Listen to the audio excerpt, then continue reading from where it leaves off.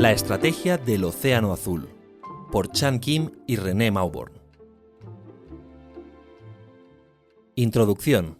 La tesis que inspira este libro es la necesidad de dejar a un lado la competencia destructiva entre las empresas, si se quiere ser un ganador en el futuro, ampliando los horizontes del mercado y generando valor a través de la innovación. Nos valdremos de un símil para diferenciar las dos situaciones competitivas más habituales en cualquier tipo de industria: los océanos rojos y los océanos azules. Los océanos rojos representan todas las industrias que existen en la actualidad, mientras que los azules simbolizan las ideas de negocio hoy por hoy desconocidas. En los océanos rojos, los límites de las industrias están perfectamente definidos y son aceptados tal cual. Además, las reglas del juego competitivo son conocidas por todos. En este mundo, las empresas tratan de superar a los rivales arañando poco a poco cuota de mercado. Conforme aparecen más competidores, las posibilidades de beneficios y crecimiento disminuyen. Los productos se estandarizan al máximo y la competencia se torna sangrienta. Los océanos azules, por el contrario, se caracterizan por la creación de mercados en áreas que no están explotadas en la actualidad y que generan oportunidades de crecimiento rentable y sostenido a largo plazo. Hay océanos azules que no tienen nada que ver con las industrias actuales, aunque la mayoría surge de los océanos rojos al expandirse los límites de los negocios ya existentes. El hecho fundamental es que cuando aparecen los océanos azules, la competencia se torna irrelevante, pues las reglas del juego están esperando a ser fijadas. Los océanos rojos siempre serán importantes y siempre formarán parte de la realidad del mundo de los negocios. Pero si tenemos en cuenta que la oferta supera la demanda en un número cada vez mayor de sectores, competir por una participación en unos mercados cada vez más reducidos, aunque necesario, no será suficiente para mantener un alto rendimiento. Tomemos el ejemplo del mundialmente famoso Circo del Sol. Creado en Canadá en 1984 por un grupo de actores, sus representaciones han conseguido llegar a más de 150 millones de personas en más de 300 ciudades de todo el planeta. A primera vista, pocos considerarían una buena idea poner en marcha una empresa relacionada con el mundo del circo. De hecho, el circo, como concepto tradicional, está de capa caída. Su público natural, los niños, hace tiempo que viven más interesados por los juegos electrónicos que por lo que sucede bajo una carpa. Antes de que surgiera el Circo del Sol, los circos estaban inmersos en una competencia feroz para ver cuál conseguía atraer a los mejores payasos, los mejores domadores, en definitiva, cuál conseguía tener más estrellas entre su elenco. Esto hizo que los costes aumentaran de forma desmesurada en medio de un hundimiento de la demanda por este tipo de espectáculos. Esta batalla dejó de tener sentido para el Circo del Sol, que no podía ser considerado ni como un circo ni como una producción teatral. De hecho, consiguió romper las fronteras de la industria, tal y como se conocían hasta ese momento, al ofrecer a la gente diversión y emoción propias del circo, manteniendo sus símbolos tradicionales como la carpa, los payasos y los ejercicios acrobáticos, junto con la sofisticación y riqueza intelectual del teatro. Cada representación tiene su propio hilo argumental, hay danza, se escucha música compuesta especialmente para la ocasión, etc. Por otra parte, las representaciones del Circo del Sol se dirigen a un público de todas las edades, no solo a niños acompañados de sus padres, lo que unido al carácter único de cada una de sus giras ha hecho aumentar de forma asombrosa la demanda de este tipo de espectáculos, con el añadido de que puede cobrar tarifas parecidas a las de los teatros, superiores a la entrada de un circo tradicional. El Circo del Sol ha sabido crear un océano azul caracterizado por un concepto de espectáculo innovador, nítidamente diferenciado de las industrias preexistentes, circo y teatro. Ha reducido los costes en aquellos factores en que la industria venía compitiendo tradicionalmente y ha ampliado las fronteras del mercado mediante la diversificación del público al que se dirige. El foco de atención primordial del pensamiento estratégico tradicional se ha dirigido hacia las estrategias de océanos rojos, en los que impera la competencia. Esto se explica en parte porque la estrategia corporativa está enormemente influida en sus raíces por la estrategia militar. Descrita en sus términos, la estrategia tiene que ver con el enfrentamiento a un adversario y con la lucha por un determinado territorio que es limitado y siempre el mismo. Sin embargo, a diferencia de la guerra, la historia de la industria y del comercio nos demuestra que los mercados nunca han permanecido iguales, sino que se han ido creando continuamente océanos azules a lo largo del tiempo. Centrarse en el océano rojo significa negar la fuerza definitiva del mundo empresarial, la capacidad de crear nuevos espacios de mercado que están sin explotar. Existen muchos libros acerca de cómo luchar en los océanos rojos, pero pocos son los que se preocupan por los azules. Este libro intenta cubrir este hueco. A continuación, presentaremos un método basado en 4 principios para establecer una estrategia de océanos azules y la manera de conseguir implantarla con éxito. Principio 1. Reconstruir las fronteras del mercado. El proceso de descubrir y crear océanos azules no consiste en intentar predecir las tendencias de una industria o sector a través de un ejercicio meramente adivinatorio. Tampoco consiste en implementar las nuevas ideas que surgen en la mente de los gestores utilizando el método de ensayo y error. El primer principio para la creación de una estrategia de estas características es establecer un proceso estructurado que logre ampliar los límites del mercado tal y como se concibe hoy en día. Para conseguirlo, hay 5 vías. Primera vía: explorar sectores alternativos. En un sentido amplio, una empresa lucha no solo por los competidores de su propia industria, sino con empresas de otros sectores que comercializan productos o servicios alternativos. Por ejemplo, la función que cumple un restaurante es bien distinta a la de un cine. Frente a una buena conversación y disfrute gastronómico, está la experiencia visual que proporciona ir al cine. A pesar de sus diferencias físicas y sus distintas funciones, cines y restaurantes comparten un mismo objetivo: lograr el disfrute de una salida nocturna. Un cambio de precios, un cambio de modelo de negocio, incluso una nueva campaña de publicidad, pueden provocar una reacción tremenda entre los rivales de un mismo sector, pero estas mismas acciones suelen pasar desapercibidas en un sector de actividad alternativo. Las publicaciones sectoriales, las ferias comerciales y los informes sobre las calificaciones de los consumidores refuerzan las barreras verticales que separan a un sector de otro. Sin embargo, el espacio existente entre sectores alternativos ofrece a menudo oportunidades para la innovación en valor. Para poder crear nuevos espacios de mercado, hay que analizar qué factores hacen que consumidores elijan entre industrias alternativas e intentar ofrecerles algo totalmente nuevo. Este es el primer camino para generar océanos azules, con el objeto de expandir nuestras posibilidades, dejar de mirarse el ombligo y ver qué se hace en las industrias alternativas a la nuestra. Caso de estudio. NetJets es una compañía aérea que vende fracciones de la propiedad de cada una de sus aeronaves a empresas que adquieren la posibilidad de utilizar el avión durante un número determinado de horas al año. Los consumidores más rentables de la industria de la aviación son clientes corporativos. NetJets observó que cuando un alto directivo tiene que viajar, se encuentra con 2 alternativas: viajar en la clase business de una aerolínea comercial o que su empresa adquiera un avión para el servicio exclusivo de sus directivos. La pregunta estratégica es la siguiente: ¿por qué una empresa decidiría elegir una de estas 2 posibilidades frente a la otra?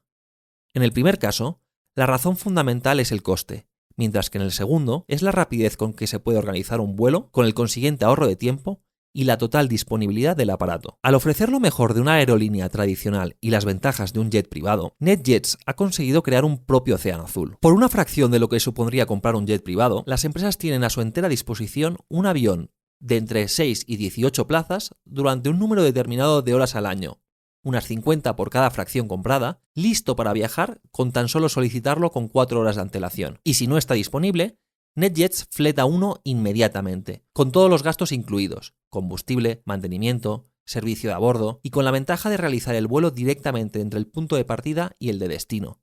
No hay escalas. El éxito de NetJets no es fácilmente imitable. Ahora, casi 30 años después, la participación de NetJets en el océano azul que liberó aún sigue siendo 5 veces mayor que la de su competidor más próximo. ¿Cuáles son los sectores alternativos en el caso de su sector? ¿Por qué motivos eligen los clientes entre unos y otros? Si fija su atención en las variables que inducen a los compradores a elegir entre alternativas y si reduce o elimina todo lo demás, podrá crear un océano azul. Segunda vía: explorar las distintas estrategias en el interior de cada sector.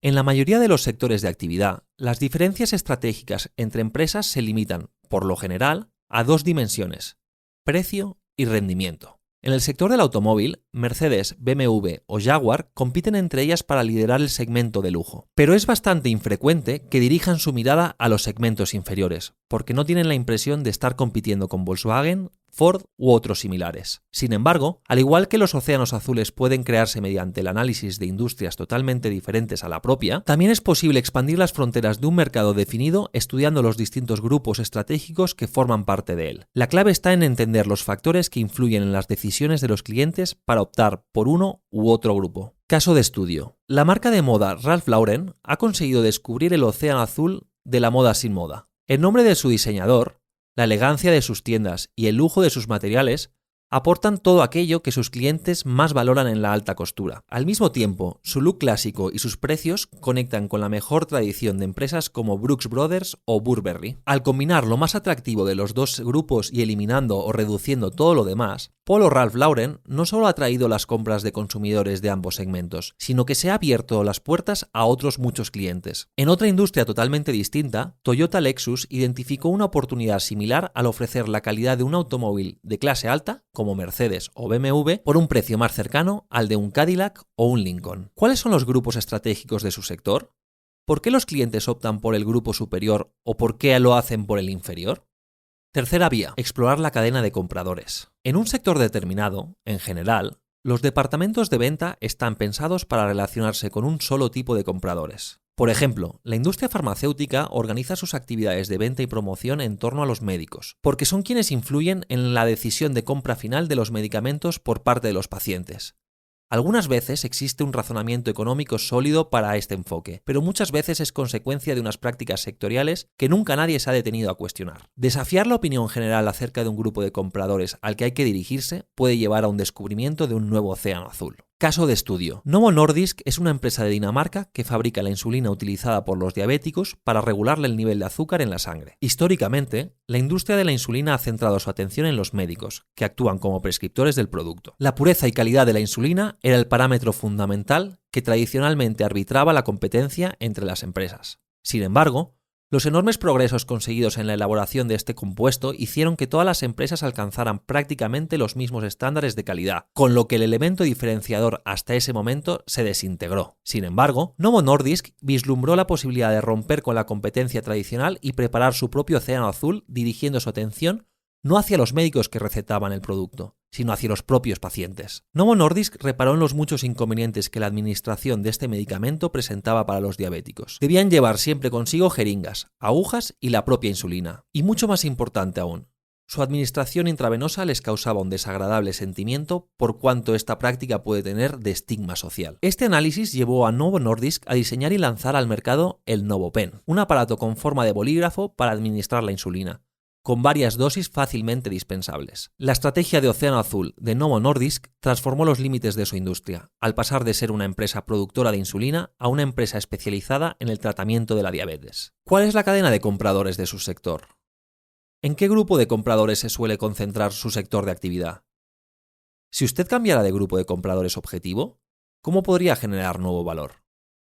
Cuarta vía. Explorar productos y servicios complementarios. Son muy escasos los productos o servicios que se utilizan con total independencia de otros. Imaginemos a una pareja que se dispone a acudir al teatro. No solo tiene que valorar lo que se va a representar en el escenario o el precio de las entradas. Quizá haya un niño que habrá que dejar al cuidado de un canguro. Quizá el único medio de transporte sea el automóvil, con los inconvenientes del tráfico y las probables dificultades para aparcar. Muy pocas empresas reparan en qué es lo que ocurre antes, durante o después de utilizar un producto o servicio. Pero se trata precisamente de otra de las posibles vías hacia la elaboración de una estrategia de Océano Azul. Caso de estudio. Navi es una empresa fabricante de autobuses originaria de Hungría.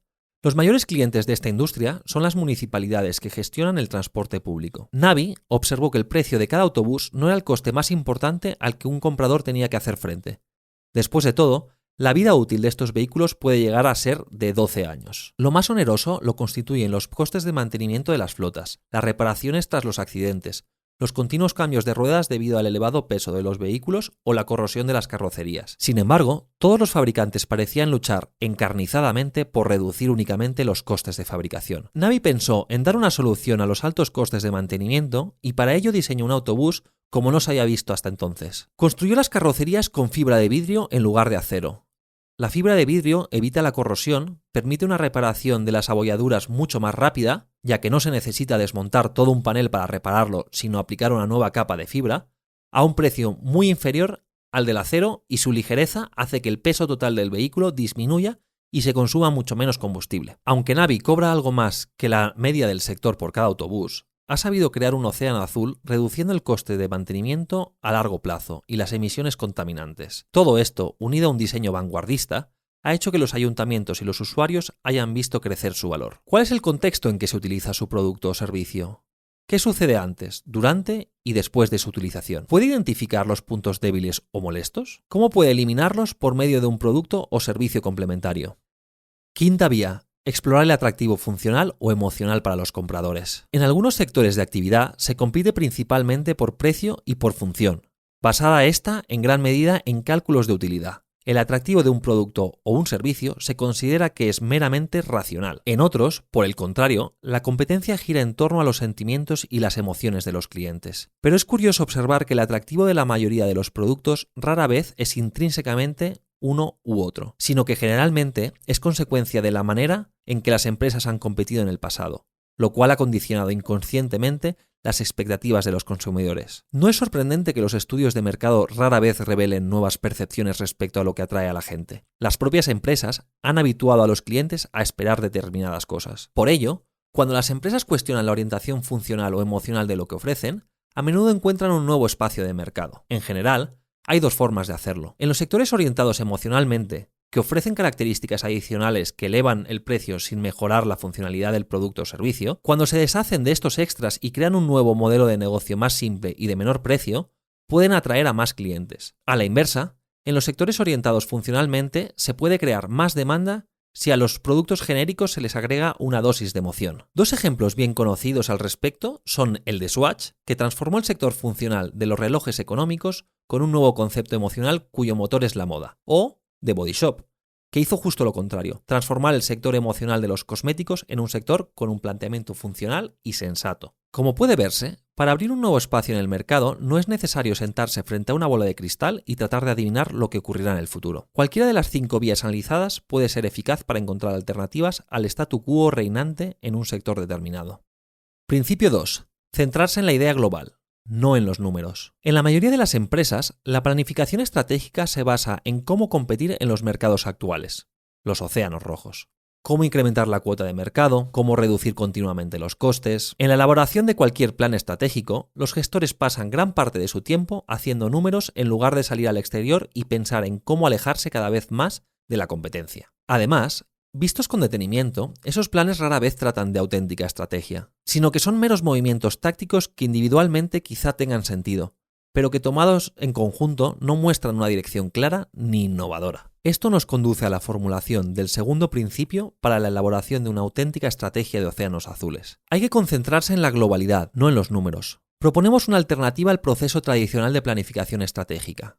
En lugar de elaborar un documento formal, resulta más recomendable dibujar sobre un lienzo y de la manera más clara posible la estrategia que queremos implementar. Realizar este, en apariencia, sencillo ejercicio no significa que no haya que hacer números y compactar todas las ideas en un documento final, pero eso será más adelante. Los detalles son más fáciles de ubicar si primero se tiene una visión nítida de cómo queremos distanciarnos de la competencia. Volviendo al ejemplo del Circo del Sol, veamos cómo sería el lienzo estratégico de este caso. Si observamos la figura 1, el eje horizontal nos muestra los factores competitivos que conforman este sector en cuestión: el precio, las estrellas que participan en las representaciones, los espectáculos de animales, los descuentos sobre el precio de taquillas, los elementos artísticos y musicales, etc. Tanto el Circo del Sol como los circos tradicionales dan una importancia relativa distinta a cada uno de estos factores. Por eso, en el lienzo visual que representa la figura 1, cada punto denota mayor o menor importancia según sea la estrategia adoptada. Uniendo cada uno de estos puntos tendríamos nuestro cuadro estratégico. Elaborar un cuadro estratégico nunca es fácil. Ni siquiera es sencillo identificar las variables competitivas clave. Tal como se verá, la lista final suele ser muy diferente a la del primer borrador. Por otra parte, la mayoría de directivos tiene una idea bastante sólida de cómo se desenvuelve su empresa y los competidores en una o dos dimensiones dentro de su área de responsabilidad o departamento, pero muy pocos son capaces de ver la dinámica global de su sector. Por todo ello, para elaborar un lienzo estratégico coherente, hemos desarrollado un método iterativo que ha sido utilizado con éxito en muchas empresas. El método consta de 4 pasos, y en la tarea tienen que participar todas aquellas personas que posean un conocimiento profundo del funcionamiento de la empresa y del sector. 1. Despertar visual. En esta fase se dibuja el lienzo comparando nuestra empresa con los competidores, estableciendo las variables competitivas y su respectiva ponderación. Se denomina despertar visual porque sirve para forzar el análisis de la situación actual. Todavía no hemos plasmado en el lienzo los posibles océanos azules susceptibles a alcanzarse. Se trata de una foto inicial a partir de la cual comenzaremos a analizar dónde pensamos a priori que nuestra estrategia puede cambiar. 2. Exploración visual. A partir de aquí, entramos a fondo a plantearnos uno por uno los 5 caminos que podemos recorrer para el diseño de nuestros espacios de mercado. En esta fase incluiremos en nuestro lienzo aquellas variables competitivas que podemos modificar, eliminar o crear. Para ello, un grupo de directivos debe realizar un trabajo de campo que los enfrente cara a cara con la realidad. ¿Cómo utiliza o no la gente sus productos o servicios? Este paso puede parecer obvio, pero hemos descubierto que los directivos a menudo suelen delegarlo en otras personas o empresas de consultoría, a menudo desconocedoras de la realidad sobre la que informan. Una compañía no debería delegar jamás sus ojos. Michael Bloomberg se dio cuenta de que los proveedores de información económica y financiera también tenían que ofrecer inteligencia analítica online, que ayudara a los usuarios a dar sentido a los datos. Él era el primero en reconocer que esta idea debería haber sido evidente para cualquiera que hubiera observado alguna vez a los operadores utilizando las pantallas de Reuters o Dow Jones. Él era el primero en reconocer que esta idea debería haber sido evidente para cualquiera que hubiera observado alguna vez a los operadores utilizando las pantallas de Reuters o el Dow Jones Telerate. Con anterioridad a Bloomberg, los operadores de bolsa utilizaban lápiz, papel y calculadora para anotar las cotizaciones y calcular los valores razonables del mercado antes de tomar sus decisiones de compra o de venta, una práctica que llevaba tiempo y podía generar errores. Grandes ideas estratégicas como esta no son tanto fruto de la genialidad como de salir a la calle y cuestionar las fronteras de la competencia. En el caso de Bloomberg, la idea surgió al trasladar el foco de la atención del sector de los compradores de tecnologías de la información a los usuarios finales, los operadores y los analistas. Esto le permitió ver lo que era invisible para otros. No hay duda de que el primer puerto donde debería hacerse escala son los clientes, pero no hay que detenerse aquí. También hay que ir tras los que no son clientes. Este trabajo de campo puede cambiar drásticamente muchas de las conclusiones a las que han llegado los directivos en el primer paso del proceso de creación de la estrategia. Después del trabajo de campo y de elaborar y reelaborar la estrategia, es necesario contrastar el boceto de cuadro estratégico y obtener el feedback de los no clientes, los clientes de los competidores y algunos de los clientes más exigentes de la propia empresa. Es probable que durante esta fase, alguna de las variables competitivas que se hayan considerado fundamentales, de hecho, tengan escaso valor para los clientes o no clientes. También puede suceder que alguna variable resulte que no estaba bien expresada o bien se hubiera pasado por alto durante la fase de despertar visual. 4. Comunicación visual.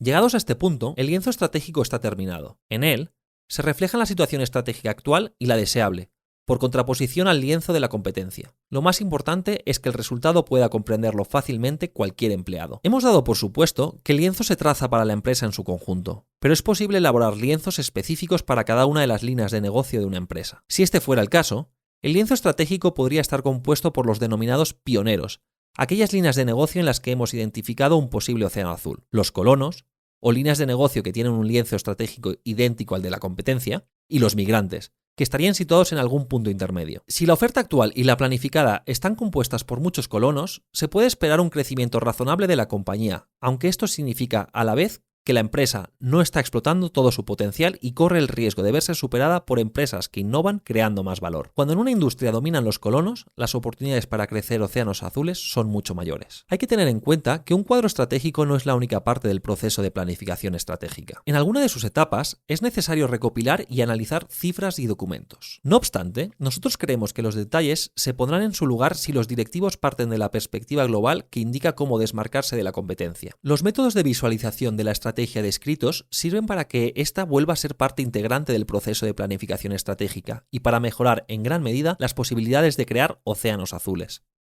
Principio 3. Ir más allá de la demanda existente. Ninguna empresa quiere aventurarse a ir más allá de los océanos rojos para encontrarse nadando en un ridículo charco de agua. Esto nos conduce a la formulación del tercer principio de la estrategia de océanos azules: ir más allá de la demanda existente. Para poder alcanzar este objetivo, las empresas deberían corregir dos prácticas estratégicas convencionales: la que consiste en centrarse únicamente en resolver las necesidades de los clientes actuales y la que conduce a una segmentación excesiva de los mercados. Cuanto más intensa es la competencia entre las empresas, más fuerte es el intento de personalización de la oferta de productos y servicios. El inconveniente es que se corre el riesgo de crear mercados objetivo demasiado pequeños. Para maximizar el tamaño de los océanos azules, las empresas, en lugar de concentrarse en los clientes, tienen que dirigir su mirada hacia los no clientes. Y en vez de extremar su atención a las diferencias entre los propios clientes, deben potenciar los elementos comunes que todos ellos valoran. A pesar de que el universo de no clientes normalmente ofrece grandes oportunidades para crear océanos azules, son escasas las empresas que se preocupan por conocer sus características con fin de atraerlos. A grandes rasgos, existen dos niveles distintos de no clientes. La diferencia entre ellos radica en la distancia relativa que cada uno mantiene en relación con nuestro mercado actual. Las personas que están a punto de convertirse en no clientes son aquellas que consumen en cantidades mínimas los productos y servicios ofrecidos por las empresas que operan en un mismo sector. En cuanto encuentran una opción mejor, abandonan impacientes el barco. En este sentido, están ubicados en el borde del mercado. Y a medida que aumenta su número, Los mercados se estancan y tienen un problema de crecimiento. Sin embargo, dentro de este grupo de no clientes de primer nivel se encuentra encerrado un océano de demanda inexplotada a la espera de que se abran las compuertas. Caso de estudio. Pret a Manger es una cadena de comida rápida establecida en 1988 en Inglaterra. Con el tiempo, esta empresa ha sabido generar un océano azul al atraer hacia su negocio a los no clientes de primer nivel. Antes de Pret, los profesionales europeos que trabajaban en el centro de las ciudades se acercaban a los restaurantes de forma masiva a la hora de comer. Sin embargo, el aumento de concienciación acerca de la comida sana, el alto coste que suponía comer siempre en un restaurante y el tiempo que se perdía sentándose a comer varios platos hicieron que paulatinamente aumentara el número de personas que dejaba de gastar su dinero en restaurantes y comenzara a traerse la comida de casa. En una palabra, el número de no clientes aumentó de forma considerable. Al analizar las características comunes de este tipo de personas y no sus diferencias, Pret a Manger supo cómo hacerse con una demanda no explotada hasta ese momento. La fórmula de Pret es simple: ofrecer sándwiches de calidad, elaborados el mismo día que se consumen, con ingredientes de primera calidad, con precios atractivos y servidos a una velocidad de vértigo, incluso más rápidamente que en otras cadenas de fast food. Cada tienda dispone de su propia cocina, donde todas las mañanas se elaboran los sándwiches. Los que no se consumen en el día se donan a una organización caritativa. Los sándwiches se elaboran con un sistema estandarizado de producción, diferenciándose de otras cadenas como las hamburgueserías, en que no producen bajo demanda, sino haciendo una estimación de lo que se venderá cada día en concreto. El concepto de Pret se asemeja más a un supermercado que a un restaurante, con la diferencia de que los clientes pueden sentarse a unas mesas funcionales pero inmersas en un ambiente donde el diseño también es una cualidad diferenciadora. Lo relevante de este caso no es solo que Pret supo atraer a la masa de no clientes insatisfechos con el hecho de comer en los restaurantes tradicionales, sino que parte de la clientela habitual de estos últimos se vio pronto atraída a un concepto innovador que aportaba un nuevo valor reduciendo el gasto mensual en comidas. ¿Cuáles son las razones clave por las que los no clientes de primer nivel desean saltar del barco y abandonar su sector? Analice los aspectos que tengan en común en sus reacciones. Concéntrese en ellos y no en las diferencias que los separan. De este modo, adquirirá ideas sobre el modo que consolidan los compradores y entra en un océano de demanda latente sin explorar. El segundo nivel de no clientes lo forman aquellas personas que consideran la oferta actual de productos o servicios de una industria como inaceptable o como más allá de sus posibilidades económicas. Sus necesidades son satisfechas por otros medios o son ignoradas. Sin embargo, acercarse a este tipo de no clientes puede resultar muy lucrativo. Veamos un ejemplo. Caso de estudio. Hasta que la empresa JC Deco introdujo la idea de insertar publicidad en el mobiliario urbano de las ciudades, los anunciantes utilizaban a regañadientes soportes como los paneles de las carreteras o los medios de transporte urbano, autobuses principalmente. La publicidad exterior no tenía muy buena fama en el sector, ya que los mensajes eran vistos por los transeúntes durante pocos segundos, hecho que dificultaba la transmisión de ideas suficientemente elaboradas, y el número de veces que una misma persona veía el anuncio era realmente bajo.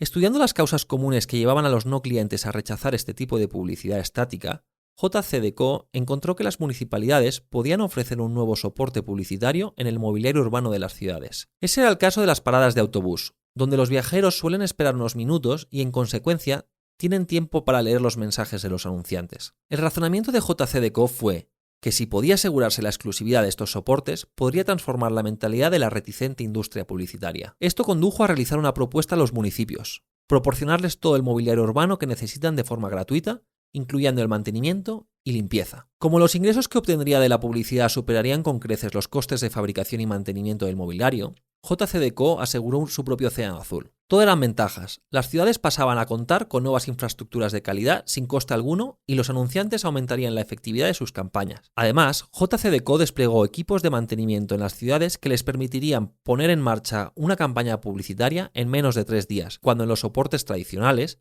como las vallas o autobuses, se tardaba entre 1 y 2 semanas. La orientación estratégica natural de muchas compañías es la retención de los clientes actuales y la búsqueda de oportunidades de segmentación adicionales. Esto es especialmente cierto cuando las empresas se enfrentan a las presiones de la competencia. Aunque este podría ser un buen medio para adquirir una ventaja competitiva en un segmento de clientes y de aumentar la participación en el espacio de mercado existente, es poco probable que genere un océano azul. No es que sea un error focalizarse en los clientes actuales o en su segmentación, sino que hay que cuestionar estas orientaciones estratégicas que se dan por supuestas. Si no se identifican dichas oportunidades, entonces se podrá optar por explotar aún más las diferencias que haya entre los clientes actuales. No obstante, si piensa dar este paso estratégico, debería ser consciente de que podría acabar aterrizando en un espacio de mercado más pequeño. También debería tener presente que cuando sus competidores logren atraer al grueso de los no clientes mediante una innovación en valor, muchos de sus clientes actuales tal vez le abandonen, porque también podrían estar dispuestos a dejar de lado sus diferencias para beneficiarse del salto en valor que les ofrecen. Principio 4. Asegurar la viabilidad comercial del océano azul. Acabamos de ver cómo se puede maximizar el tamaño del océano azul que estamos ideando, pero el recorrido no termina aquí.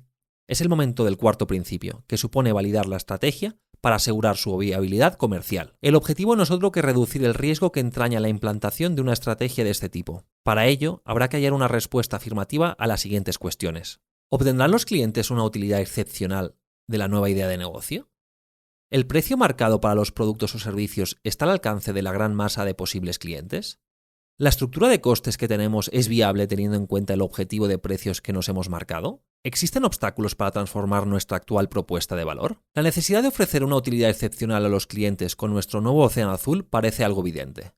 Sin embargo, muchas empresas fallan en este punto al obsesionarse con las tecnologías innovadoras. Así ocurrió con Philips CDI, una auténtica maravilla de la ingeniería, que incluía en un solo aparato un reproductor de vídeo, una cadena de música, una consola de juegos y una herramienta de aprendizaje. El problema fue que el producto disponía de tantas funcionalidades que los consumidores no sabían realmente cómo utilizarlo. Además, en ese momento eran muy escasos los discos y los softwares disponibles en el mercado para utilizarse en el CDI. La trampa tecnológica en la que cayó Philips es algo habitual, incluso entre las mayores empresas del planeta. La innovación en el valor que se ofrece a los clientes no tiene por qué ser equivalente a la innovación tecnológica. El Circo del Sol, Starbucks, The Home Depot o Ralph Lauren son océanos azules que poco tienen que ver con la tecnología. Para que el nuevo producto o servicio consiga atraer de forma consistente a las masas, debe hacer la vida de los clientes mucho más sencilla, más productiva, más cómoda, más divertida, con menos riesgos y todo ello respetando el medio ambiente. Además, debe hacerlo en cada una de las fases que conforman la experiencia del consumo del cliente: compra, entrega, utilización o mantenimiento. La nueva propuesta no solo debe aportar una utilidad claramente diferenciada de la ya existente, sino que debe derribar los obstáculos que impidan a los no clientes pasarse a nuestro bando. El mapa de utilidad para el comprador ayuda a los directivos a contemplar este asunto desde la perspectiva correcta. Ver la figura 2.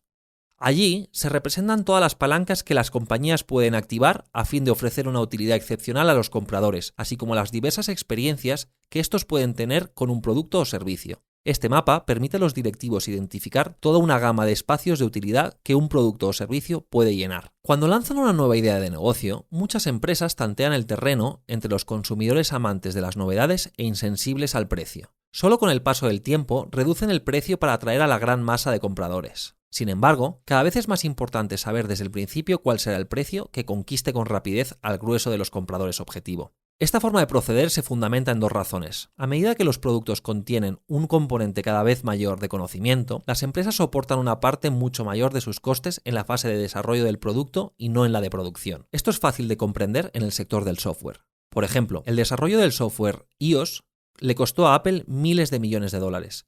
Pero una vez completado, podía instalarse en un número prácticamente infinito de dispositivos por un coste insignificante.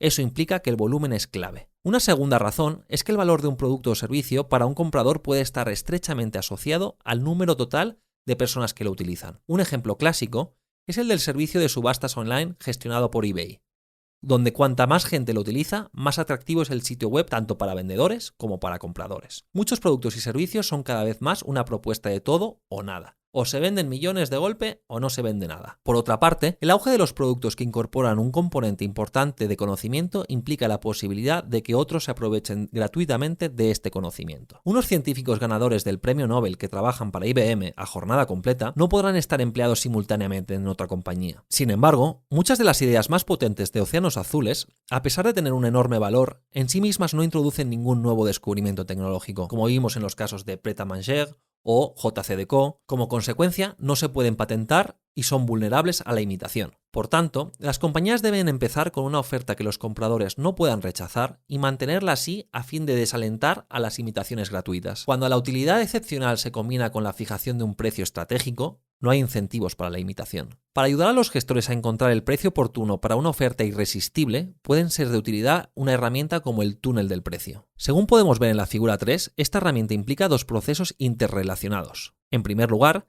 se tienen que identificar los precios de los productos o servicios que más se asemejan a nuestro océano azul. Pero esto no sería suficiente para encontrar un precio óptimo. También hay que incluir en nuestro análisis los precios de aquellos productos o servicios que, teniendo una forma distinta a los nuestros, realizan la misma función. Por ejemplo, una motocicleta y un automóvil. Y aquellos otros que, con distinta forma y función, comparten con nosotros el mismo objetivo.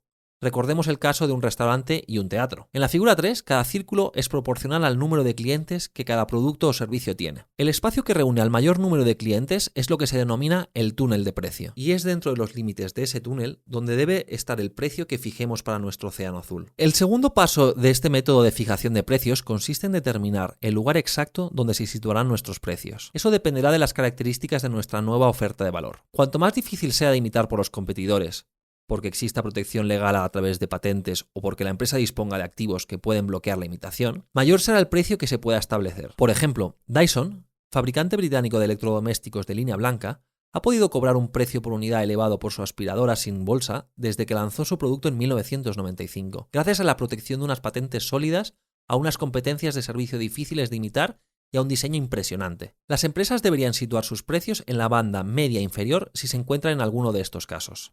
Por ejemplo, la oferta de valor tiene unos elevados costes fijos junto con un bajo coste variable marginal. Este sería el caso de Microsoft, donde producir la primera copia del sistema operativo Windows tiene un altísimo coste, pero cada copia adicional supone un coste ridículo en comparación con la primera. Segundo, el atractivo de la oferta depende de que muchas personas utilicen el producto o servicio. Por ejemplo, la utilidad de servicios de subastas como el ofrecido por eBay depende de que existan muchos usuarios inscritos en el sistema. Tercero, el océano azul es fácilmente imitable. En el caso de las compañías de bajo coste, como por ejemplo Southwest Airlines, su servicio no puede ser patentado ni depende de activos exclusivos que puedan bloquear la imitación. Cuarto, la estructura de costes del producto o servicio de océano azul se beneficia de las economías de escala y alcance. En dichos casos, el volumen trae consigo significativas ventajas de coste, lo que hace que fijar el precio para obtener el máximo volumen sea todavía más importante. Cuando la nueva oferta de valor pasa el test de establecimiento de un precio estratégico, el siguiente paso tiene que ver con los costes. La mayoría de las empresas sigue un camino inverso, es decir, primero establece lo que cuesta producir el producto o servicio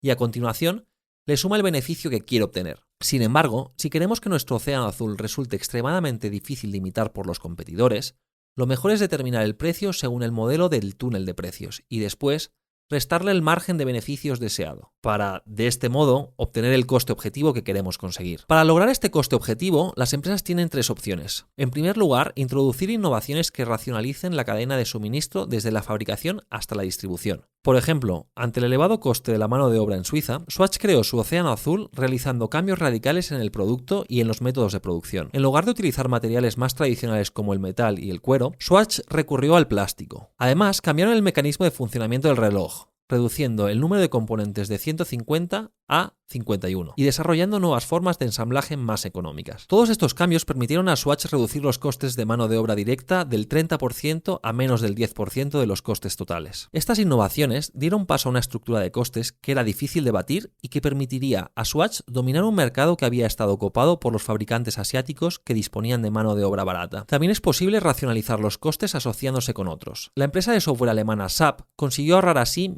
miles de millones de dólares. Se asoció con Oracle para utilizar su base de datos como corazón que sustenta su ERP y con grandes consultoras como Capgemini o Accenture para tener una enorme fuerza de ventas mundial sin costes adicionales. Por último, las empresas pueden intentar transformar el modelo de precios establecido en la industria. Este ha sido el caso de NetJets con su sistema de venta de participaciones en la propiedad de aviones. Otro ejemplo interesante es el de Hewlett Packard, que ha adquirido parte del capital en varias startups de Silicon Valley a cambio de cederles los costes de servidores que de otra forma no podrían comprar. Por último, es preciso señalar que un modelo de negocio imbatible puede que no sea suficiente para garantizar el éxito comercial de un océano azul. Por definición, este tipo de ideas amenaza el statu quo y por esa razón es muy plausible que provoque el miedo y la resistencia entre los empleados, las empresas asociadas y el público en general. Conclusión. Los principios del océano azul son 4. Crear nuevos espacios de consumo, centrarse en la idea global y no en los números, ir más allá de la demanda existente y asegurar la viabilidad comercial del océano azul. Una vez aplicados los 4, nuestra estrategia está lista para ser implementada. Sin embargo, dar nacimiento a un océano azul no es un proceso estático. Cuando una empresa se embarca en este tipo de estrategias, tarde o temprano los imitadores pueden aparecer en el horizonte. Las empresas, por tanto, han de aprender a no regocijarse en los éxitos actuales. Para navegar con éxito en un mercado sobresaturado, es ineludible mantenerse en alerta permanente.